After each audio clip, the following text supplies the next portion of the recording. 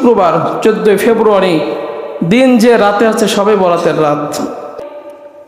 একই দিনে আমাদের ঈমান নষ্ট করার জন্য, আমাদের ঈমান বিধ্বংস করার জন্য পশ্চিমাদের একটা কালচার আমাদের দেশে পালিত হবে 14 ফেব্রুয়ারি ভালোবাসা দিবসের নামে।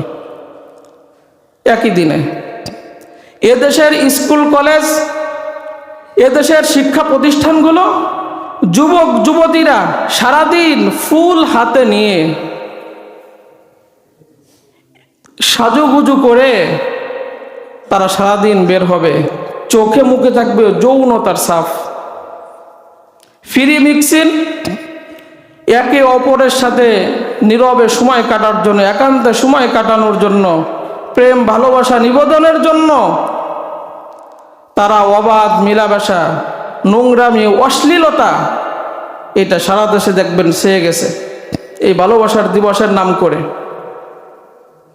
হাজার হাজার তরুণ তরুণী ওই দিনে চোখের জিনা, মুখের জিনা, হাতের জিনা, অঙ্গ প্রত্যঙ্গের জিনা, দিন শেষে তারা এই জিনার গুড়া নিয়ে বাড়ি ফিরবে।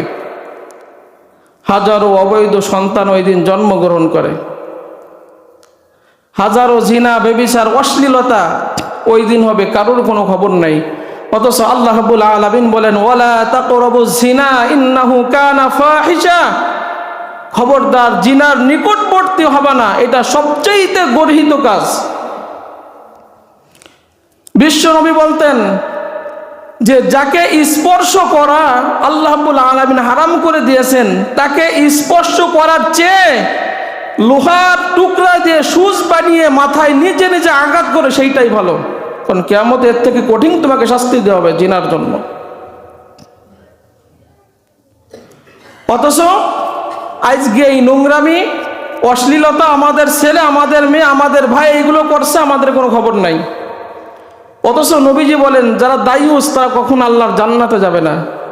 দায়ুস হচ্ছে ওই ব্যক্তি যে তার অধীনস্থ পরিবারের লোককে এই নোংরামি করার সুযোগ দেয়, দেখেও না দেখার ভান করে, কিছু বলে না।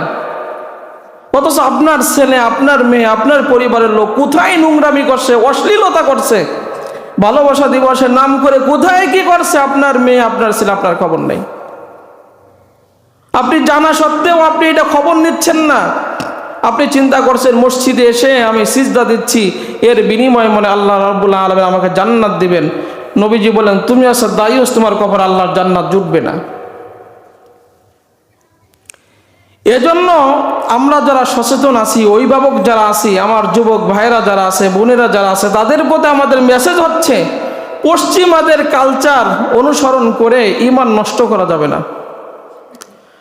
খবরদার, এই দিকে আমাদের খুবই খেয়াল রাখতে হবে, কারণ দুনিয়া আমাদের আসল ঠিকানা না। কবরের জগৎটাই হচ্ছে, আখিরাতের জগৎটাই হচ্ছে আমার আপনার আসল ঠিকানা। এই যে ভালোবাসা, এটা আল্লাহ রাব্বুল আলামিনের পক্ষ থেকে বড় একটা নিয়ামত। পিতা তার সন্তানকে এতটা বেশি স্নেহ করে, ভালোবাসে, যে হাড় ভাঙা খাটুনো খেটে সন্তানের মুখে খাবার তুলে দেয়, পোশাক আদি কিনে দেয়, কত পরিশ্রম করে। মা তার সন্তানকে এতটা বেশি ভালোবাসে যে এই মাঘ মাসের শীতেও ভিজা জায়গায় নিজে থেকে সন্তানকে শুকনো জায়গায় রাখে। এইটা আল্লাহ রাব্বুল আলামিনের পক্ষ থেকে বড় নিয়ামত। এইটা হবে একমাত্র কার জন্য? এই ভালোবাসাটা হবে একমাত্র কার জন্য?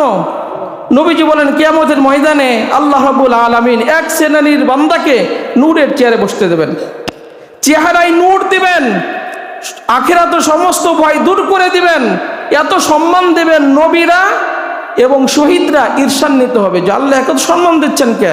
আল্লাহ রাব্বুল আলামিন তখন বলবেন এই ব্যক্তিরা একে অপরকে ভালোবাসতে একমাত্র আমার জন্য, দেখা সাক্ষাৎ করতো আমার জন্য, অর্থ খরচ করতো আমার জন্য। এদের কারোর সাথে কোনো রক্তীয় সম্পর্ক না, আত্মীয়তার সম্পর্ক না, কোনো সম্পদ নিয়েও কোনো সম্পর্ক না। এরা পরস্পর পরস্পরের মোহাব্বত করতো একমাত্র কার জন্য? আল্লাহর জন্য একে অপরকে ভালোবাসতো।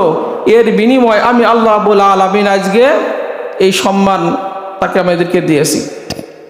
এটা আল্লাহ রাব্বুল আলামিনের একটা পবিত্র নিয়ামত, কিন্তু আমরা এখন এটা নিয়ে গেছি অন্য জায়গায়, নোংরামি কাজে।